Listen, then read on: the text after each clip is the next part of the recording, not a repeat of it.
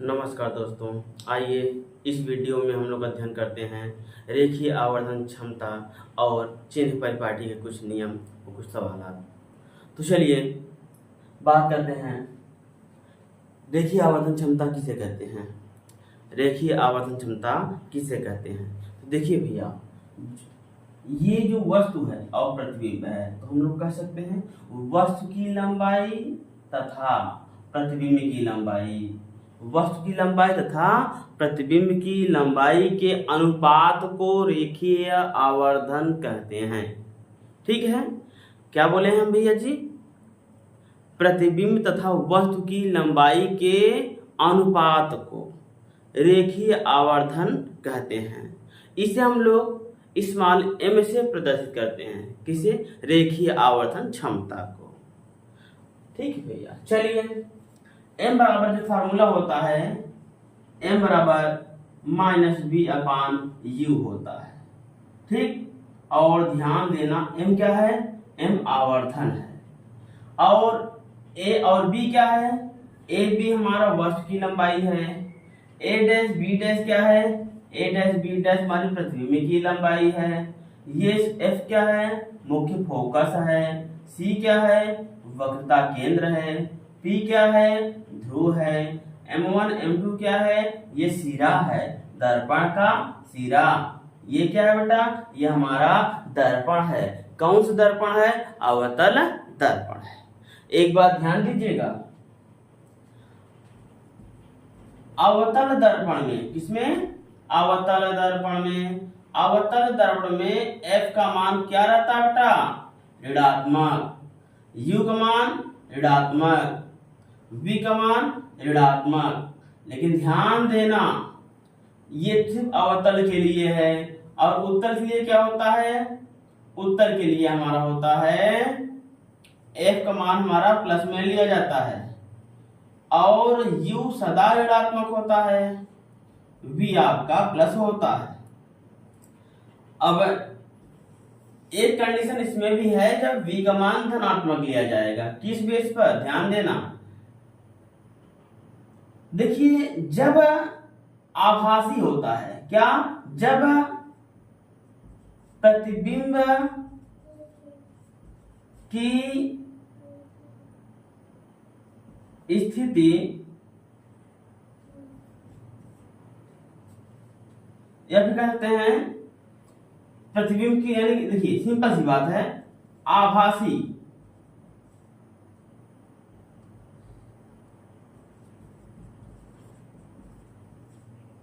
देखिए आभासी बेटा, जब आभासी वस्तु रहेगा, यानी जो प्रतिबिंब है वह आभासी रहेगा, तो ध्यान देना आभासी में प्लस लिया जाता है।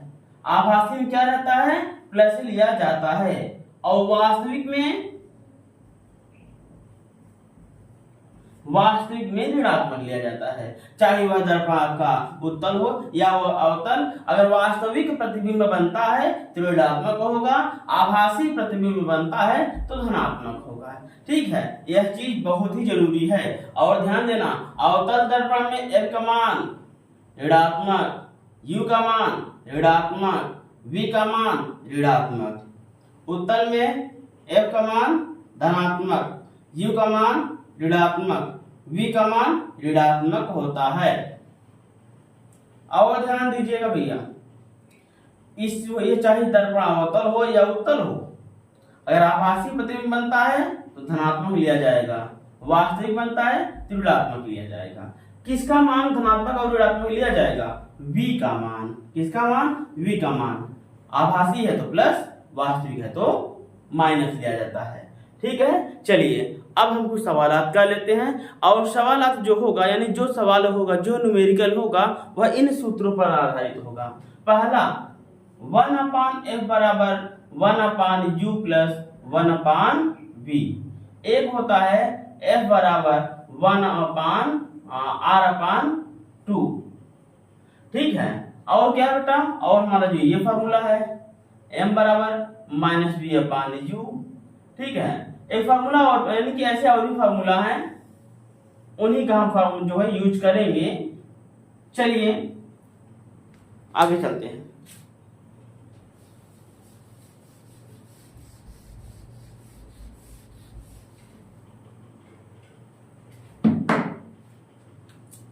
देखिए न्यूमेरिकल पहला है किसी अवतल दर्पण में, किसी अवतल दर्पण के सामने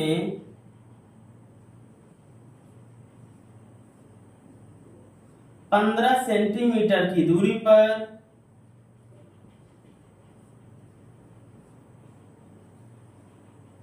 एक वस्तु रखा गया है। क्या बोले हैं? किसी अवतल दर्पण के सामने 15 सेंटीमीटर की दूरी पर एक वस्तु रखा गया है।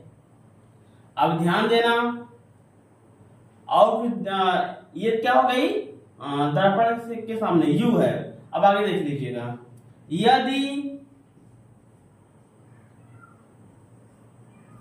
फोकस दूरी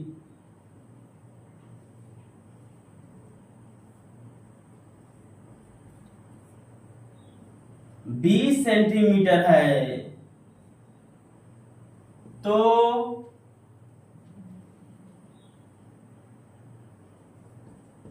अवतल दर्पण द्वारा बने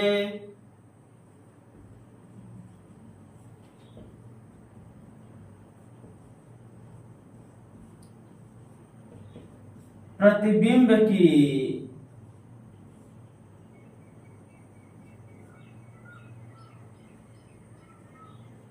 स्थिति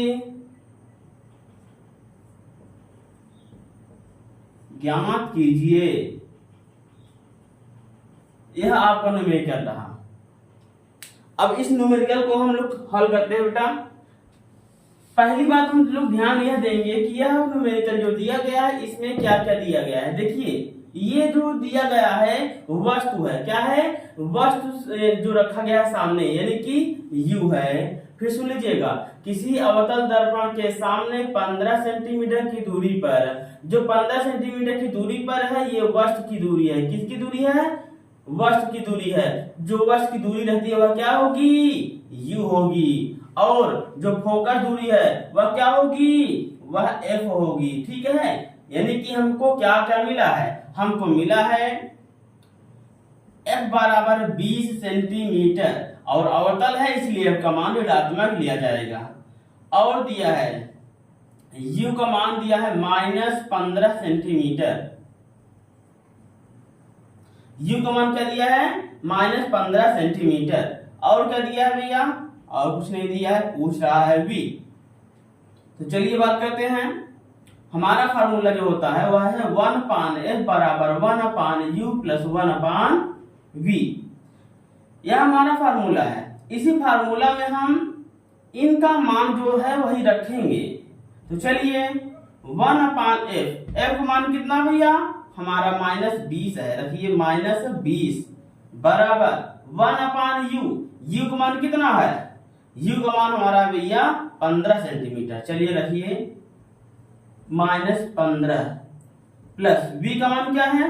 कुछ नहीं दिया, V का मान पूछ रहा है। अब देखिए यह 1/-15 है, यह 1/-20 है, बीच में बराबर है, यहाँ प्लस है, 1/V लिखा गया है। अब ध्यान दीजिएगा यह आपका माइनस है, बराबर किधर करेंगे तो यह क्या हो जाएगा? प्लस हो जाएगा।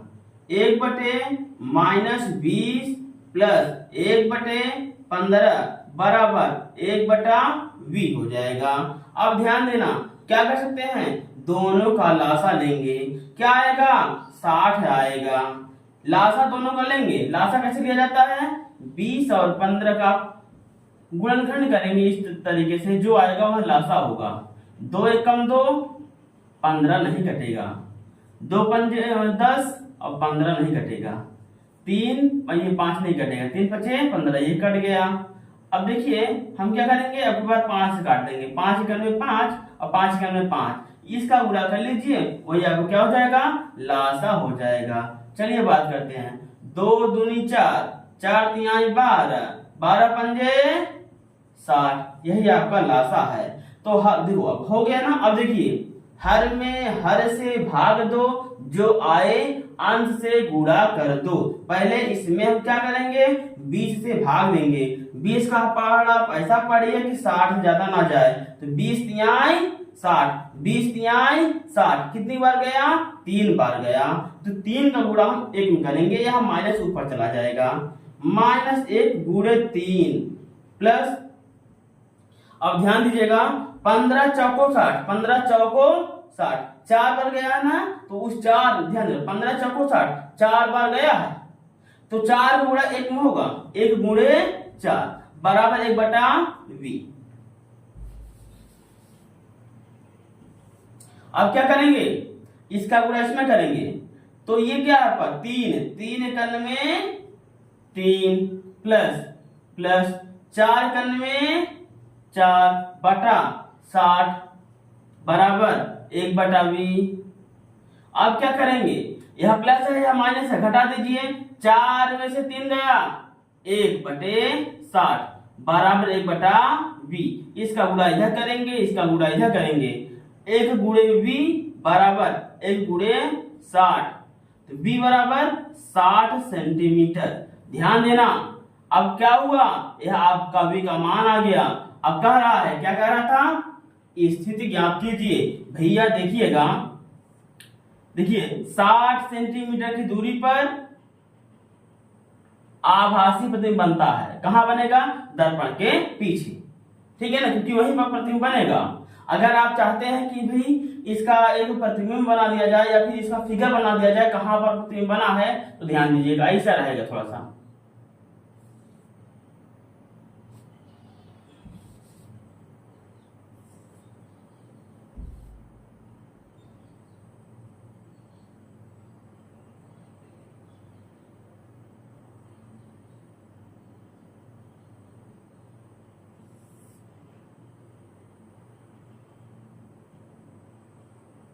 वस्तु यहां रखी गई है और जब यहां टकराया तो ये इस तरीके से किरण चली जाती है, और ये तुम्हारा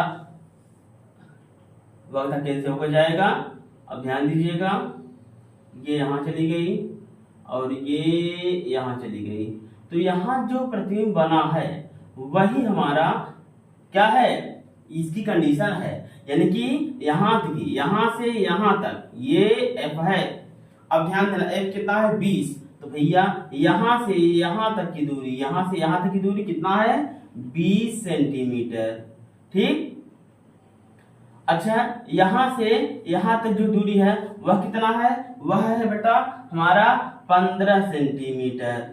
अब ध्यान देना, यहां से यहां तक की जो दूरी है, यहां से यहां तक, वह कितना है 60 सेंटीमीटर। और यहां से यहां तक दूरी कितनी है, यहां से यहां तक दूरी, ध्यान देना, यहां से यहां तक दूरी कितनी है, यहां से यहां तक दूरी जो रहेगी वह 40 सेंटीमीटर रहेगी।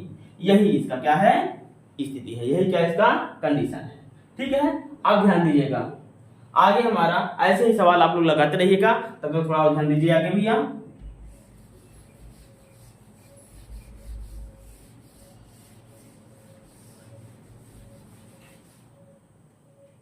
यदि बात करें हमारा कोई, अगर एक मिनट क्या लोग कर लीजिएगा, किसी उत्तल दर्पण के सामने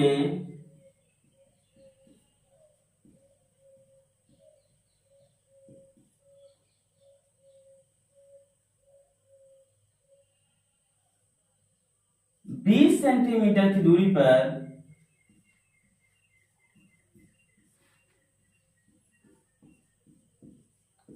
एक वस्तु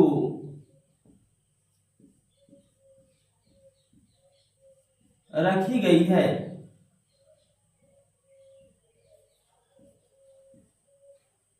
यदि फोकस दूरी, यदि फोकस दूरी 15 सेंटीमीटर है, तो प्रतिबिंब की स्थिति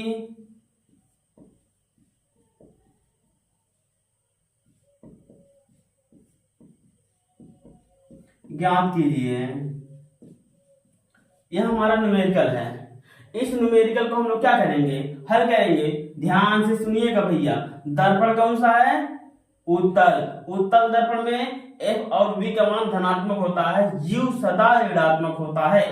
तो ध्यान देना, उत्तल दर्पण के सामने 20 सेंटीमीटर की दूरी पर, 20 सेंटीमीटर की दूरी पर, यानी कि U बराबर -20 सेंटीमीटर की दूरी पर एक वस्तु रखी गई है। यदि फोकस दूरी भैया F कितना है, 15 सेंटीमीटर, तो भैया 15 सेंटीमीटर लिख दीजिएगा। अब V ज्ञात करना है। V क्या कह रहा है, V हमको भैया ज्ञात करना है। एक बात ध्यान देना, U क्या है, वस्तु की दूरी, F क्या है, फोकस दूरी, V क्या है, प्रतिबिंब की दूरी है। ठीक है, दर्पण से प्रतिबिंब की दूरी है। इसको चलो हल कर देते हैं। देखिए हमारा फॉर्मूला वही रहेगा, 1/F बराबर 1/U प्लस 1/V। ध्यान दीजिएगा, 1/F का मान चलिए रख देते हैं, 1/F का मान दिया गया है 15 रख देते हैं, बराबर 1/U, U का मान कितना दिया है, 20 दिया है भैया, रख दीजिएगा -20 प्लस 1/V। V का मान नहीं दिया है क्योंकि V का मान पूछ रहा है, देखा कहां से। यह क्या है, यह आपका माइनस है, बराबर की इधर आएगा क्या हो जाएगा, प्लस हो जाएगा। 1/15, यह माइनस था ना, इधर आएगा क्या हो जाएगा, प्लस हो जाएगा। तो प्लस 1/20 बराबर 1/V। अब ध्यान देना, ये जो 15 था यहाँ उतारा गया है, यह प्लस था, मतलब जो है माइनस था, बराबर किधर आएगा ना, जब बराबर किधर आएगा चिन्ह बदल जाता है, प्लस रहेगा तो माइनस हो जाएगा, अगर माइनस रहेगा तो प्लस हो जाएगा। यह माइनस था हमारा प्लस हो गया, ठीक है, चिन्ह बदल जाता है। अब दोनों का लसागु लेंगे, कितना आएगा, 60 आएगा। हम निकाल के दिखाए थे अभी, ध्यान दीजिएगा, अभी हम निकाल करके दिखाए थे कि 60 कहां से आया है। चलिए अब ध्यान दीजिएगा, आप यह ध्यान दीजिए कि देखो 15 का पहाड़ा ऐसे पढ़िए कि 60 से ज्यादा ना जाए। तो 15 चौको 60, 4 बार गया तो 1 गुणे 4 होगा, 1 गुणे 4 प्लस 20 यानी 60, 3 बार गया है ना, कोई बात नहीं, 3 से गुणा करिए। अब 4 एकन में 4, 3 एकन में 3 बटे 60, 1/V। अब ध्यान देंगे, 4 3 कितना हो जाएगा, 7, और ये बटा 60 बराबर 1/V। यहां जो था वही हम यहां लिखे हैं। अब इसका गुणा इधर करेंगे, इसका गुणा इधर करेंगे, तो 7 गुणे V बराबर 1 गुणे 60। अब V बराबर 60 एकन में 60 बटे 7, तो V बराबर कितना हो जाएगा भैया, भाग दे दीजिए, 7 से भाग 60 में देंगे तो 7 और 56 होगा, 4 यहां उतर जाएगा, दशमलव लगा के 0 बढ़ा दो, 7 × 5 = 35 हो जाएगा, और 7 × 7 = 49 हो जाएगा। इसको हम यहीं लिख देंगे, तो 8.57। यह ध्यान देना, प्रतिबिंब कैसा बना भैया, आभासी बना है। कैसा बना है, आभासी बना है। ध्यान समझना बेटा, कैसा बना है, आभासी।